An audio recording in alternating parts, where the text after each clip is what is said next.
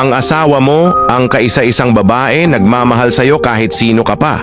Oo, mahal ka ng nanay mo dahil siya ang nagluwal sa'yo. Mahalaga ka sa mga kapatid mo dahil iisa ang magulang nyo. Mahal ka ng mga anak mo kasi ikaw ang tatay nila. Pero ang asawa mo, iba ang level ng pagmamahal niya sa'yo. Mahal ka niyan kahit di ka niya kaano-ano. Mahal ka niya kahit di ka perpekto. Mahal at tanggap ka niyan pati ang buong angkan mo. Kasama mo siya habang buhay sa hirap at ginhawa kahit pa hanggang kamatayan. Kaya dapat bilang asawa, ibigay mo yung pagmamahal, pagpapahalaga at respeto na deserve niya. Huwag na huwag ipagpapalit sa kabarkada at kaibigan.